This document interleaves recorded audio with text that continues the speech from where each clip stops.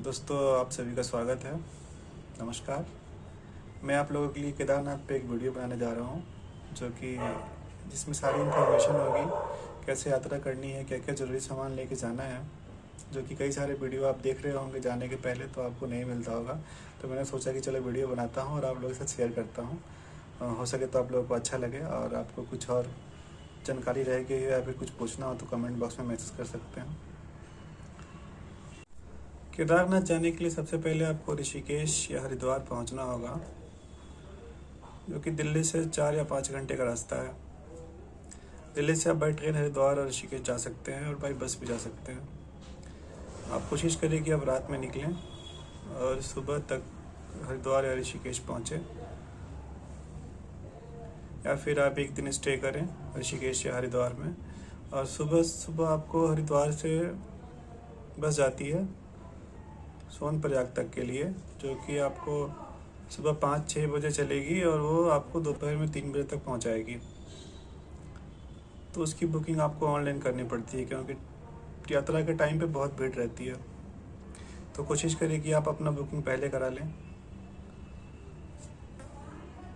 दिल्ली से हरिद्वार और ऋषिकेश के लिए ट्रेन का टिकट आपको 200-300 से लेके 600-700 तक ट्रेन में भी रहेगा, और बाई बस भी इतना ही है, 1000 तक है एसी वॉल्वो का।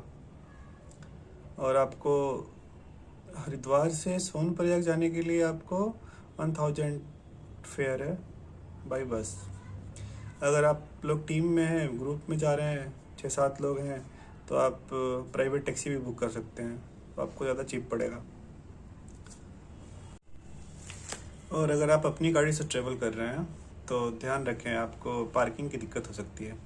उसके लिए सबसे पहले आप सीतापुर में पार्किंग है, बहुत बड़ी पार्किंग है, आप वहाँ पे पता करें, आप अपनी कार वहाँ पार्क करें, वहाँ से फिर सोनप्रयाग जाएं। और पार्किंग की फैसिलिटी सोनप्रयाग में भी है, लेकिन वो मैक्सिमम टाइम फुल ही रहती है, तो ये आपको पहले पता करना पड़ेगा। अगर सोनप्रयाग में फुल है तो आपको गाड़ी सीतापुर में पार्क करनी है, और सोनप्रयाग में आपको अगर जगह मिल जाती है तो बहुत अच्छा है। आप गाड़ी पार्किंग के बाद आप सोनप्रयाग से आपको 500 मीटर पैदल चलना पड़ेगा। उसके बाद आएगा आपका प्राइवेट टैक्सी स्टैंड, जहाँ से आपको 50 रुपये फेयर है वहाँ से, और वो आपको गौरीकुंड तक छोड़ेगा। तो वहाँ पे लाइन लगती है, क्योंकि चारधाम यात्रा के टाइम में यात्री बहुत जाते हैं, इसलिए वहाँ पे लाइन रहती है। तो आपको टाइम लेके चलना पड़ेगा कि आप ऐसे टाइम पे पहुँचे कि आपको कम भीड़ मिले। फिर वो आप प्राइवेट टैक्सी से वहाँ से पहुँचेंगे गौरीकुंड। गौरीकुंड में आपको नाइट में स्टे करना पड़ेगा, क्योंकि आप अगर दोपहर के बाद पहुँचते हैं तो आप ट्रैकिंग नहीं कर सकते, आपको दिक्कत होगी। तो आप गौरीकुंड में स्टे करेंगे। गौरीकुंड में रहने की और खाने पीने की फैसिलिटी बहुत अच्छी है। हाँ, अगर भीड़ होती है तो थोड़ा महंगा हो जाता है, तो आप उसके हिसाब से अपना स्टे बुक करें। और गौरीकुंड में आप सुबह सुबह गर्म जल वाला जो गौरीकुंड का स्रोत है वहाँ पे आप जाएं और वहाँ पे स्नान करें, और उसके बाद आप अपनी यात्रा शुरू करें। और अगर आप केदारनाथ यात्रा कर रहे हैं तो सबसे पहले आप अपना रजिस्ट्रेशन कराएं, जो कि ऑनलाइन होता है। उसके बाद आप GMVN के होटल देखें अवेलेबिलिटी है कि नहीं है, या फिर आपको स्टेइंग का ऑप्शन कुछ मिल रहा है कि नहीं मिल रहा है, तो अपना डेट थोड़ा आगे पीछे करके बुकिंग कर सकते हैं। अभी बात करते हैं आपको कहाँ रुकें। तो सबसे बेस्ट रहेगा, अगर आप ट्रेवल कर रहे हैं तो एक दिन आप हरिद्वार में रुकें रात में। वहाँ पे आपको रहने के बहुत सारे ऑप्शन मिलेंगे, आपको आश्रम भी मिलते हैं, होटल भी मिलते हैं, और आपको बहुत सारे होम स्टे के भी ऑप्शन मिलेंगे। तो लेकिन आप अर्ली मॉर्निंग वाली बस को वहाँ से पकड़ें, क्योंकि अगर आप सोनप्रयाग टाइम से नहीं पहुँचेंगे तो आपको गौरीकुंड पहुँचने में फिर लेट होगा। दूसरे दिन का प्लान आप सोनप्रयाग में भी स्टे कर सकते हैं और गौरीकुंड में भी स्टे कर सकते हैं, बट ज़्यादा बेटर रहेगा कि आप गौरीकुंड में स्टे करें, क्योंकि आपको चढ़ाई वहीं से स्टार्ट करनी है। और आपको गौरीकुंड में अगर बेस्ट ऑप्शन मिलता है स्टेइंग का तो आपके लिए सबसे बेस्ट है। और गौरीकुंड में भी खाने पीने की कोई दिक्कत नहीं है, रहने की भी कोई दिक्कत नहीं है। ज़्यादा भीड़ होती है तो होटल्स के रूम थोड़े हाई हो जाते हैं।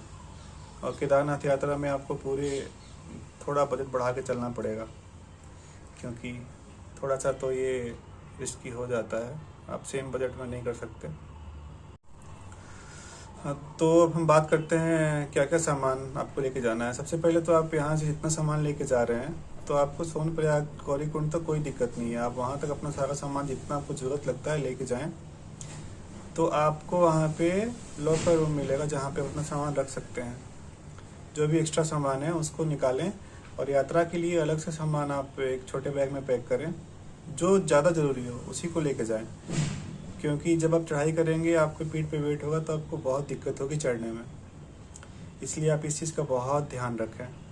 तो आप वहाँ लॉग रूम में अपने बैग रख दें और छोटा बैग लेके जाएं।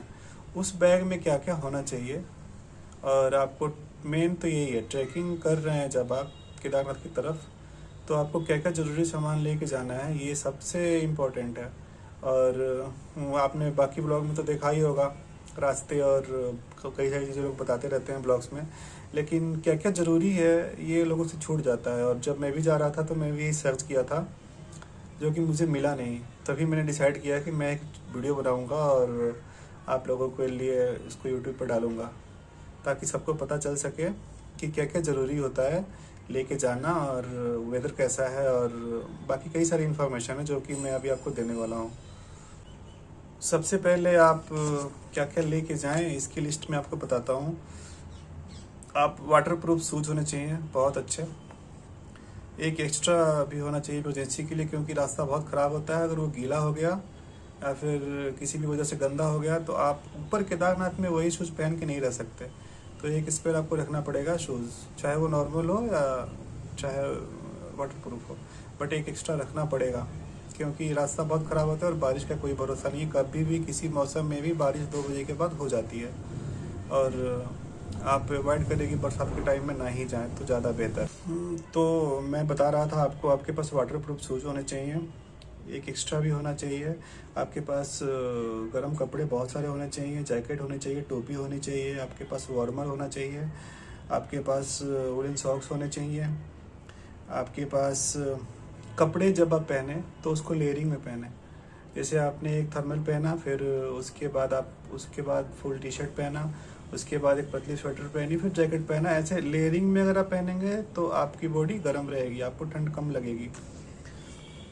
उसके बाद आपको नॉर्मल मेडिसिन होनी चाहिए आपके पास सारी। अगर आप रेगुलर मेडिसिन खा रहे हैं तो वो भी लेके जाएं, और फर्स्ट एड किट एक अलग से बनाएं जिसमें आपको पेट की और चोट लगने की कई सारी जो ज़रूरी दवाइयाँ हैं उनको साथ लेके जाएं। उसके बाद आप कभी भी करें तो आपके पास स्टिक होनी चाहिए, या फिर वहाँ पे लाठी मिलती है, आप लाठी ज़रूर लें।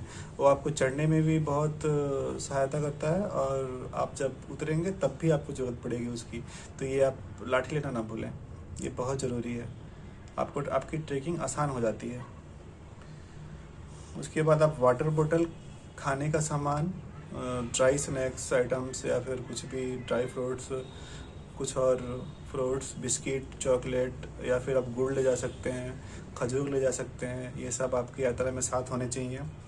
चॉकलेट खाते हैं तो चॉकलेट ले लें, क्योंकि चढ़ाई में आपको ज़रूरत पड़ेगी। हाँ, और आप केदारनाथ यात्रा के बारे में प्लान कर रहे हैं तो मैं रिक्वेस्ट करूँगा कि बिल्कुल 2-3 महीने पहले से ही आपको अपने सेहत पे बहुत ध्यान देना है, क्या खाना है क्या नहीं। आपको फिट रहना है, एक्सरसाइज करनी है, क्योंकि यात्रा तीर्थ इतना आसान नहीं होता। आपको उसके लिए फ़िटनेस बहुत ज़रूरी है। और अगर आपको सांस की दिक्कत है तो आप या फिर किसी और तरह का हार्ट से रिलेटेड प्रॉब्लम है तो आप यात्रा को अवॉइड करें। और आप बिल्कुल फिट हैं, जा सकते हैं, तभी यात्रा करें, और पैदल करें। तीर्थ पैदल ही किया जाता है। घोड़े पे तो मैं बिल्कुल सलाह नहीं दूंगा, वो बहुत रिस्की भी है, और घोड़े पे यात्रा करने से आपको कोई पुण्य नहीं मिलता। जितने घोड़े खच्चर जाते हैं उनकी बहुत ही दुर्दशा होती है वहाँ पे। तो मैं आपसे रिक्वेस्ट करूँगा, आप अपने पैरों पे चल के जा सकते हैं तो ही यात्रा करें, अन्यथा ना करें। भगवान वैसे खुश नहीं होते दूसरों को कष्ट देके, तो आप इस चीज़ का ध्यान रखें। आप अपने साथ एक बढ़िया वाला रेनकोट रखें क्योंकि बारिश कभी भी हो जाएगी। आप अपने साथ एक टॉर्च रखें। अगर आपको जाने में या आने में किसी भी टाइम लेट होता है तो कई बार रास्ते में लाइट तो है लेकिन कई बार लाइट चली जाती है तो काफ़ी दिक्कत होती है पैदल चलने में, क्योंकि घोड़े खच्चर सारे उसी पे चलते रहते हैं। अपने साथ कपूर ज़रूर रखें। कपूर रखने का फ़ायदा ये है कि आप जब कपूर को स्मेल करेंगे तो आपको सांस आपको लगेगा कि काफ़ी अच्छी जा रही है, आ रही है, तो आपको ऐसी दिक्कत नहीं होगी। ट्रैक करना है तो आपको धीरे धीरे चलना है। पहली तो बात यह है कि आपको धीरे धीरे ट्रैक करना है, बेबी स्टेप करके। आप बड़े बड़े कदम रखेंगे तो आप थक जाएंगे और आप ट्रैकिंग नहीं कर पाएंगे। धीरे धीरे ट्रैक करें। आप रामबाड़ा तक तो नॉर्मल है ट्रैक, उसके बाद आपको 70-80 डिग्री के आसपास चढ़ाई आपको करनी पड़ेगी और वो पूरा मंदिर से 2 किलोमीटर पहले तक का ऐसा ही है। तो आपको मेंटली काफ़ी प्रिपेयर होना पड़ेगा ट्रैक करने के लिए। सावधानी से ट्रैक करें क्योंकि उतने ही चौड़े रोड में घोड़े खच्चर भी जाते हैं, पालकी भी जाती है, पिट्ठू भी जाता है और आपको पैदल भी चलना है अप एंड डाउन। तो आप किनारे ना चलें, साइड में चलें। घोड़ों से कचरों से बिल्कुल सावधान रहें क्योंकि वो जब मौसम ख़राब होता है या फिर कीचड़ की वजह से उनके खुद के पैर स्लिप करते रहते हैं। तो आप जहाँ भी टर्न है वहाँ अगर घोड़े एक साथ कई सारे आ रहे हैं तो आप साइड में कहीं रुकें। और आप चल भी रहे हैं नॉर्मल तो अवॉइड करें कि साइड में ना रहें, एक साइड में रहें क्योंकि घोड़े बहुत तेज़ चलते हैं और आपको सावधानी देनी पड़ेगी। केदारनाथ यात्रा बहुत प्रोफेशनल तरीके से होती है। आप नॉर्मल ऐसे बिना सोचे समझे चलते रहेंगे तो आप ध्यान नहीं देंगे इन चीज़ों पे तो आपको दिक्कत होगी, क्योंकि रास्ता बहुत ही ख़राब हो जाता है कई जगह। तो आपको इन चीज़ों को ध्यान देना है। और आप जब ट्रैक कर रहे हैं तो आप थोड़ा सा ट्रैक करें, फिर थोड़ी देर के लिए रुकें, थोड़ा आराम करें, फिर स्टार्ट करें। बहुत ज़्यादा देर आराम ना करें क्योंकि आपकी बॉडी फिर रिलैक्स हो जाएगी तो आपको ट्रैकिंग करने में फिर दिक्कत होगी। थोड़ी थोड़ी देर के लिए आपको स्टॉप लेना है और फिर स्टार्ट कर देना है ट्रैकिंग, क्योंकि आप लंबा रेस्ट नहीं ले सकते यात्रा में क्योंकि वो आपको और दिक्कत करेगा चढ़ने में। और सबसे ज़रूरी बात, आप आपके पैर के नाखून कटे होने चाहिए क्योंकि जब आप उतरोगे और नाखून बढ़ा रहेगा पैर का तो आपको बहुत दिक्कत होगी। उस पर पूरा प्रेशर आता है और वो नाखून उखड़ जाते हैं। तो इन चीज़ों का ध्यान दें। बीच बीच में आप पानी पीते रहें, डिहाइड्रेशन ना हो क्योंकि धूप निकली होती है कई बार। और केदारनाथ में रहने की बहुत सारी फैसिलिटी है। GM का अगर आपको गेस्ट हाउस मिलता है तो उसमें ज़्यादा बेटर है। आपको 800 से 1000 रुपये 1200 रुपये के आसपास पड़ेगा। कोशिश करें कि टेंट में ना रहें। वैसे तो टेंट अच्छा है रहने के लिए, लेकिन वो 2 किलोमीटर 1 किलोमीटर पहले टेंट लगे हुए हैं बेस कैंप में। आपको फिर वहाँ से मंदिर उतना पैदल चलना पड़ेगा हर बार।